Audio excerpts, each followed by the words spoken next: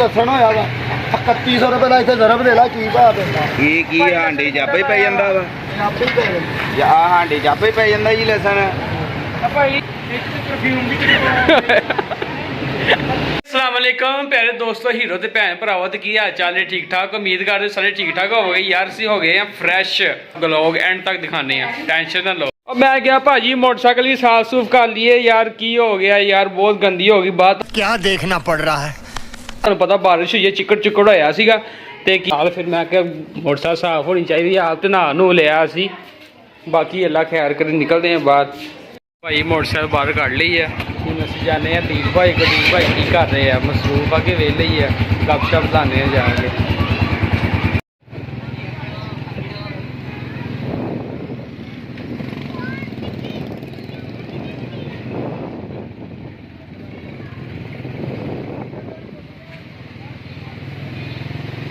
A few moments later. 1500 दी है ये 3100 रुपए दी है लसन होया वा 3100 रुपए का इतने जरब दे ला की भाव पैंदा की हांडी च आपे ही पै जांदा वा आपे ही पै जांदा आ हांडी च आपे ही पै जांदा जी लसन भाई कितना लाया लसन लसन दस देखो नहीं ये लसन आपे ही पै जांदा जी हांडी च खिलन तो बगैर ही अच्छा कितना लाया सीधा करके सोना करके लाया तू अन्ना नजर नहीं आता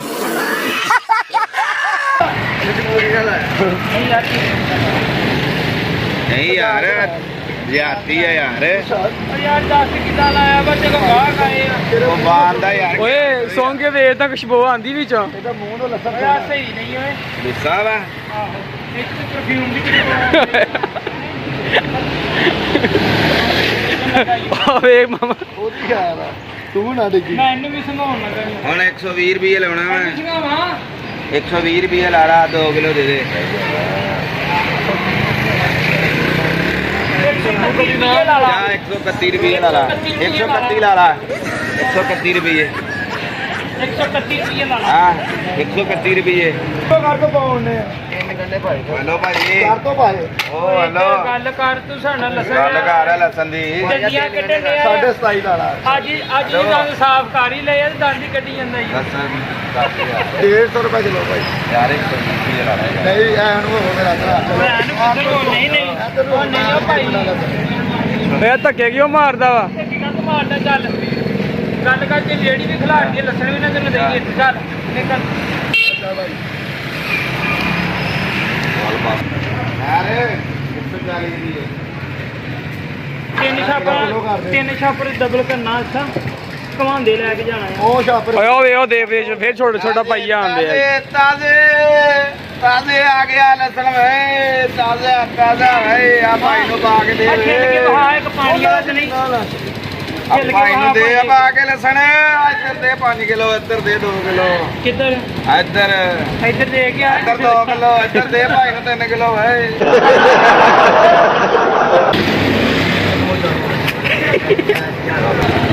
ਲੋ ਭਾਈ ਅਸੀਂ ਲਸਣ ਲੈ ਲਿਆ ਵਾ ਓਏ ਕਿਦਾਂ ਲਾਣਾ ਹੁਣ 200 ਰੁਪਏ ਕਿਲੋ ਜਿੱਦਾਂ ਦਾ ਤੈਨੂੰ ਦੱਸਾਂ ਦਿੱਤਾ 200 ਰੁਪਏ ਆ ਭਾਈ 120 ਰੁਪਏ ਵੇਚਣ ਦੇ ਸਾਨੂੰ ਕਿਦਾਂ 200 ਰੁਪਏ ਕਿਲੋ ਆ ਗਿਣ ਕੇ ਦਿੱਤੇ ਹੀ ਆ ਕਿ ਤੋਲ ਕੇ ਮਾਰ ਦੇ ਮਿੰਟ ਕੀ ਮਾਰ ਬਾਕੀ ਦੇਖ ਪਕਾਉਣੀ ਇੰਨਾ ਬੜਾ ਲੈ ਲਿਆ ਜੀ ਨਹੀਂ ਯਾਰ ਮੈਂ ਤਾਂ ਗੱਲ ਚੰਗਾ ਹੁੰਦਾ ਆ ਕਰ ਕਿਲੋ ਲੈਦਾ ਕਰ ਫਿਰ ਉਹਦਾ 2 ਕਿਲੋ ਕੋਤਿਆਂ ਨੂੰ ਤਾਂ ਨਹੀਂ ਪਾਣਾ ਕਿਤੇ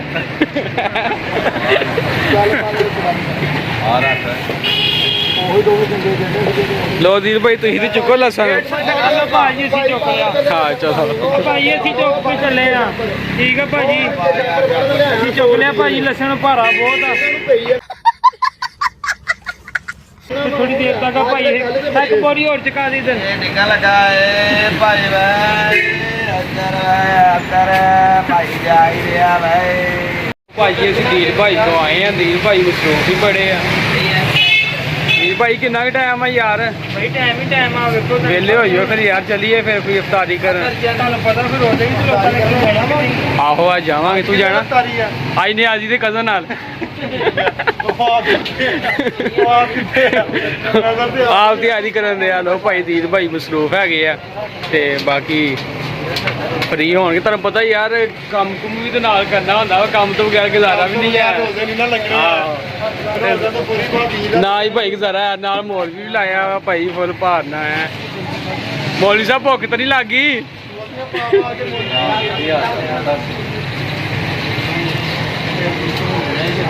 ਨਹੀਂ ਸਰ ਤੁਸੀਂ ਅੱਜ ਲੱਗਦਾ ਰੋਜ਼ਾ ਲੱਗਦਾ ਪਿਆ ਤੁਹਾਨੂੰ। ਅੱਜ ਬਹੁਤ ਲੱਗ ਰਿਹਾ ਪਰਸੋਂ ਦੀ ਜਿਹੜੀ ਤਾਰੀਖ ਸੀ ਉਸ ਤੋਂ ਬਾਅਦ ਲੰਗਰ ਨਹੀਂ ਕੀਤਾ।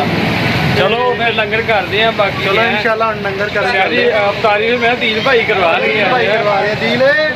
ਅੱਜ ਹੈਵੀ ਇਫਤਾਰੀ ਕਰਵਾਣੀ ਸਾਡੀ। ਅੱਜ ਹੈ ਵੀ ਅਫਤਾਰੀ ਆਹੋ ਗੋਸ਼ਤ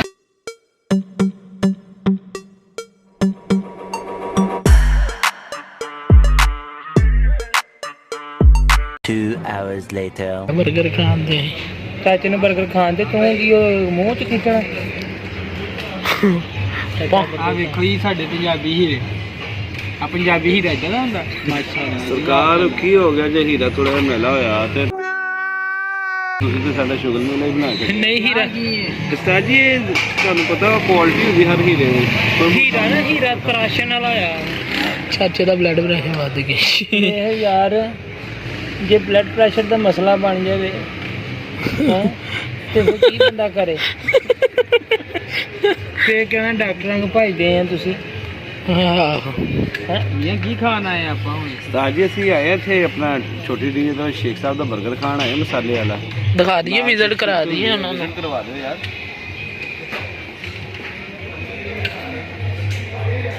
ਨਾਲ ਚਾਹ ਵੀ ਪੀਵਾਂਗੇ ਇੱਥੋਂ ਕਿੱਥੋਂ? ਇਹ ਜਗ੍ਹਾ ਤੋਂ ਇੱਥੇ ਚਾਹ ਵੀ ਪੀਣੀ ਹੈ? ਹਾਂ ਭਾਈ ਆ ਗਏ ਭਾਈ ਲੋ ਜੀ ਭਾਈ ਵੀ ਆ ਗਿਆ ਭਾਈ ਐਡੀ ਜਲਦੀ ਲਾਤੇ